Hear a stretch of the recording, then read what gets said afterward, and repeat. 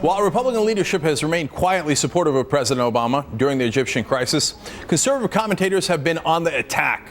First, there's the Obama isn't doing enough line of attack. How's President Obama doing on Egypt? I don't think they have a clue. I mean, I think it's very frightening to watch this administration. Would anybody? Well, Reagan would have had, because Reagan would have entered office Reagan would have thought about and studied radical Islam, and Reagan would have had a strategy and would have pursued it.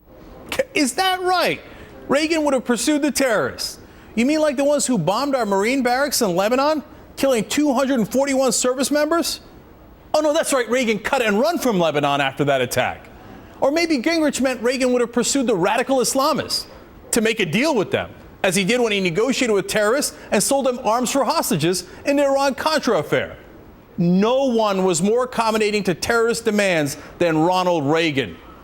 Now, the second line of attack on President Obama is that he's done too much, that he shouldn't be on the side of the protesters. In fact, former Deputy Assistant Secretary of Defense and current lunatic Frank Gaffney theorizes that the president is in cahoots with the Muslim Brotherhood.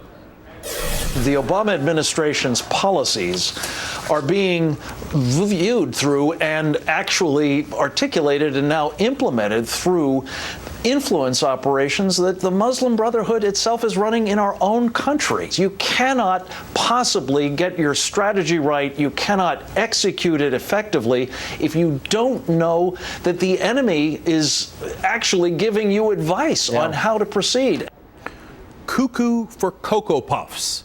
He thinks the Muslim Brotherhood is taking over the country and is conspiring with the president and giving him advice. They're about to take over. Look, the Republican strategy in the Middle East has been an absolute disaster for the last 30 years. First, it was Reagan running from or making sweetheart deals with terrorists.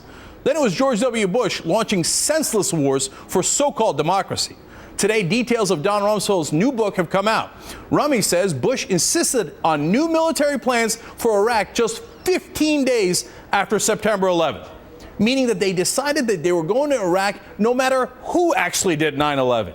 If you think that's bad, according to the Pentagon notes, 4 hours after the attacks, 4 hours, Rumsfeld said, quote, "My interest is to hit Saddam Hussein at the same time, not to look only at UBL being Osama bin Laden." So the brilliant Republican strategy in the Middle East was to not focus on the guy who actually ordered 9/11, but to instead attack a random Middle Eastern country that had nothing to do with 9/11 and one that they always wanted to attack anyway.